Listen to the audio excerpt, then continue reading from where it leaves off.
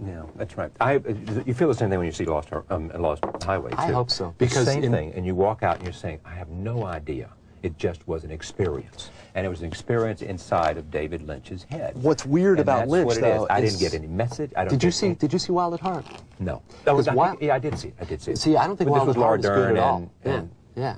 Laura Dern and Nicolas Cage, and they're great performances. With Willem Dafoe in there? Willem Dafoe is in that with black stumps for teeth. I mean, there's all kinds of... and it's set up exactly the same way, and yet it falls flat.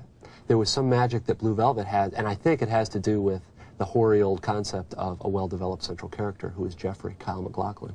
Whereas in Wild at Heart is a weird intertextual allusion to Fugitive Kind with Marlon Brando and this Italian actress. Yeah. And there's all these arch sort of, but there weren't really any characters in it. And so I don't know. The interesting thing about Lynch is it going to be absolutely great or is it going to be cringingly horrible? And I ended up really rooting for Lost Highway. Get ready for Robert Blake in this movie. I don't know whether you've seen this movie. But the movie does... Fantastic. This movie does for Blake what Blue Velvet did for Dennis Hopper, who, if you remember, was in Oblivion before this movie. Yeah. And now, all of a sudden, you know, he could do Coke commercials if he wanted. I don't know whether to do that for Robert Blake, but you mean Dennis could. Yeah. Dennis could do Coke commercials, yeah. He could. I mean, my memory of Robert Blake is, you know, That's the Name of That Tune on Beretta or something. And now, all of a sudden, they've got him made up like Max Schreck and Nosferatu. Way over time. Let me just ask one last question, though. You have gone through, in your personal life, it's kind of been to hell and back. Yes? Well, I don't think any more than most people my age. No, come on. Well, most of the people I know my age are people like me.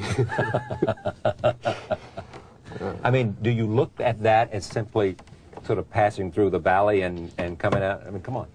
I think, you know, I mean, I think I got some attention for some work that didn't really deserve it at an age when I had a hard time handling it. And it wasn't a whole lot of attention, but it seemed like a whole lot to, you know, a library weenie from the lower level of Frost Library in Amherst College. And I had a hard time with it. And I was lucky enough to have a really hard time with it at an age early enough so that there was something left of my life when it was over. Whatever that meant. If you wanted something like really exciting or sexy, there really isn't much. I just got really But were you, I mean, it was drugs and you were suicidal and the whole 9 yards, yes? Yeah. Here's why I'm embarrassed talking about it. I want to know why. Not because I'm personally ashamed of it, but because everybody talks about it. I mean, it sounds like... In other words, everybody talks about it for themselves, or everybody talks about you? No, it sounds like some kind of Hollywood thing to do. Oh, he's out of the rehab and back in action. No, I didn't say anything about rehab. You know, I said something about the course that took you from Amherst College to back to Illinois. I did some recreational drugs. I didn't have the stomach to drink very much, and I didn't have the nervous system to do anything very hard. Yeah, I did some drugs. I didn't do as many drugs as most of the people I know my age. What it turned out was I just don't have the nervous system to handle it. That wasn't the problem. The problem was I started out, I think, wanting to be a writer and wanting to get some attention, and I got it really quick. And by writing? And realized it didn't make me happy at all, in which case, why am I writing? You know, what's the purpose of this? And I don't think it's substantively different from the sort of thing, you know, somebody who wants to be a really successful cost accountant, right, and be a partner of his accounting firm and achieves that at 50 and goes into something like a depression. The brass ring I've been chasing does not make everything okay. So that's why I'm embarrassed to talk about it. It's just not particularly interesting. It's what it is very, very average. Do you see yourself chasing a brass ring now? This is what's very interesting is there's part of me that wants to get attention and respect. It doesn't really make very much difference to me because I learned in my 20s that it just doesn't change anything, and that whatever you get paid attention for is never the stuff that you think is important about yourself anyway.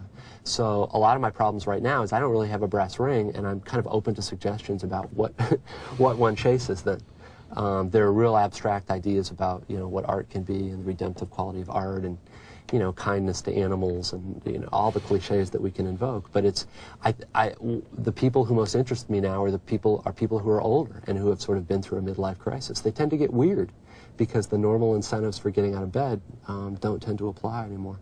I have not found any satisfactory new ones, but I'm also not getting ready to, you know, jump off a building or anything. Well, that's good news. David Foster Wallace, a supposedly fun thing I'll never do again. Essays and arguments by the author of Infinite Jest. Thank you. Thank you. Thank you for joining us. We'll see you next time.